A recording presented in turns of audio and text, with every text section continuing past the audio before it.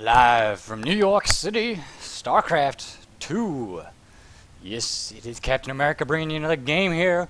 We got another TvZ. Once again, the Red Terran spawning here in the top right-hand corner of Cloud Kingdom. It is a RuineD, going by the name Imba Jacko, and RuineD is certainly Imba, I tell you. His play so far has been great. His opponent, the Blue Zerg, XOTickleMe. In the bottom left-hand corner, I wonder if he's a distant cousin of Elmo. I certainly hope not, and if he is, I hope he dies. I feel so sadistic. Alright, what's the best spell in StarCraft 2? Nuke, according to RuineD. I'd have to... Well, if you're talking about the best Terran spell, I mean... The best, like, most fun to watch, or the most useful? Because, you know, Stim isn't as fun to watch as a nuke, but I think it does more, you know, throughout a game than one nuke. But who knows? No, I mean one that's used and works. Nukes are used and work. What are you talking about? Come on. Maybe Imba Jacko will show us his style. We'll have to wait and see. Let's see. Please nuke me, tickle me. Asking to be nuked. How often does that happen?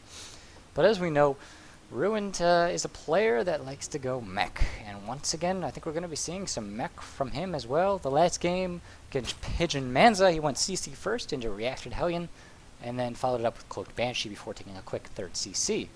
A very interesting, very cool style. It's certainly something we've seen in other players do. You know, it's not necessarily RuineD's own style, but something he's done, you know, taken to be his own and does very well. I told some kid it's Force Field. Apparently XOTickleMe thinks Force Field is the best spell.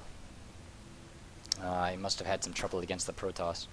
But looks like Hatch first and CC first. It's the name of the game today for both of these guys, taking their expansions right off the bat. And let's compare styles between games with RuineD here. Let's see what he does. If he's going to go ahead and add a barracks and then a refinery onto this, or if he's going to mix it up a little bit. There's certainly that you can follow a CC first up with 1 racks or 2 racks. I don't know if I'd advise taking a double gas before racks. That would be super greedy. Or maybe just 3 CCs before anything else. You do that and you're a boss. But yeah, we do have that barracks going down, followed by the refinery. Yep, almost at the same time there. And so what's going to happen is like we'll get a couple Marines out and then a factory for the Reactored Hellion opening. We do of course have a CC still here in the main.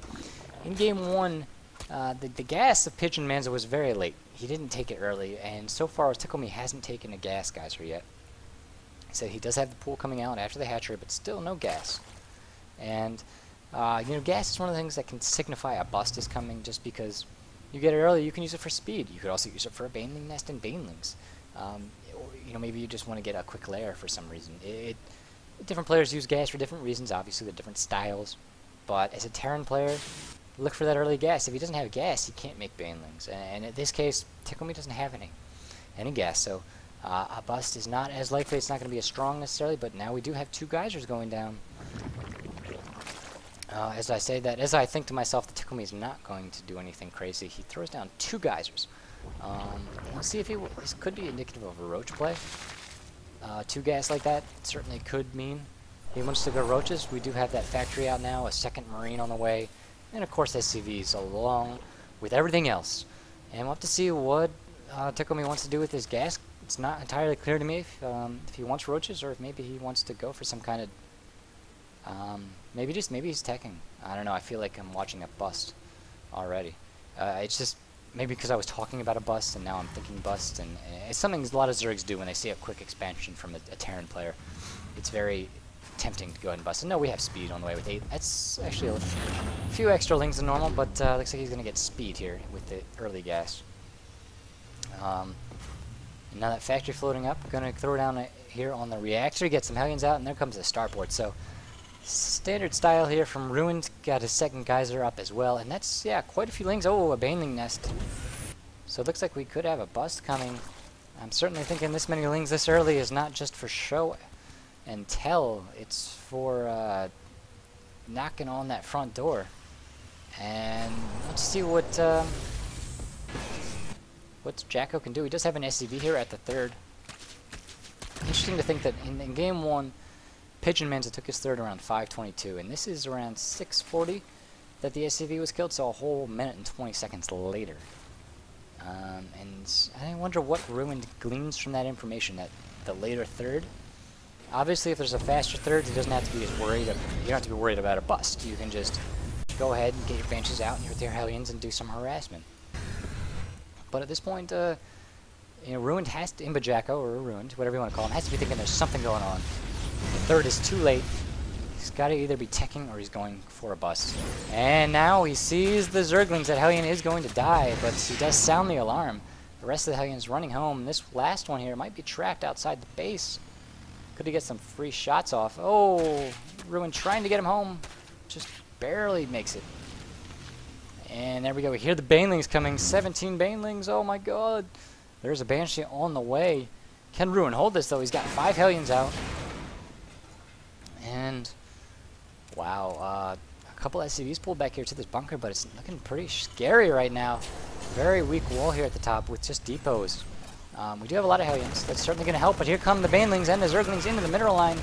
SCV's going to fall, and it looks like RuineD actually not pulling any of them, and now he lifts the CC. The bunker is still standing. Hellions up inside the ramp. Oh, 2 barracks going down here. Just to hold off those Banelings a little bit. All the Banelings have gone down. A bunch of Lings into the main, though, and they're going to do some damage. 16 SCVs have fallen. Hellions falling as well. And is RuineD going to be able to wall off again? He lost both supply depots at the top of the ramp. Not quite supply blocks because he lost so many units, but did lose some. And he's got a Banshee coming out onto the map. I don't think there's any... Did he have one out already? Oh, he does. There he is. 4 kills. Going to work at the natural. And the thing is, with TickleMe going for a bust like that, he has no detection. There's no lair. He has no Evo Chambers. Just now, Evo Chamber about halfway done. And this Banshee has got 7 kills. Now it's aggroing onto a Queen. Actually going to get a couple of Queens possibly. Oh, just barely missing. There we go. Working on his second Queen now. The bunker is surprisingly still alive. Hellions here in the main. That third CC has finished.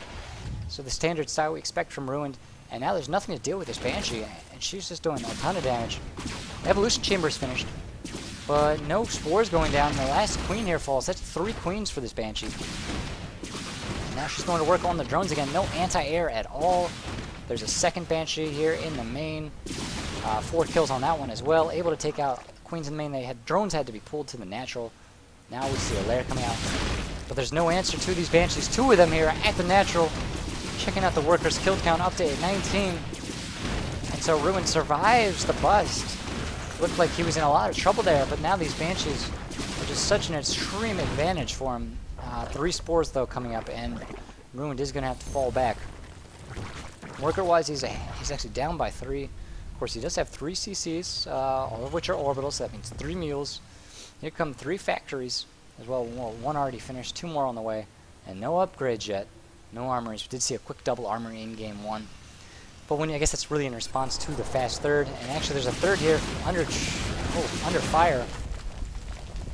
And RuineD here actually able to get on, able to attack the hatchery without being shot at by the spore crawler. And TickleMe leaves the game. Wow, these Cloak Banshees really turning the tide there. RuineD was in a bit of a rough spot with that bust. But shows you just how strong Cloak Banshees are when your opponent is not ready for them. TickleMe, of course, spending all of his gas early on the speed and the Banelings, and he had a few Queens, but they just weren't enough. There was no detection. Alright, RuineD's doing it again in game 2. Let's get some more from this guy. I hope you guys enjoy this, watching this Mech Terran play.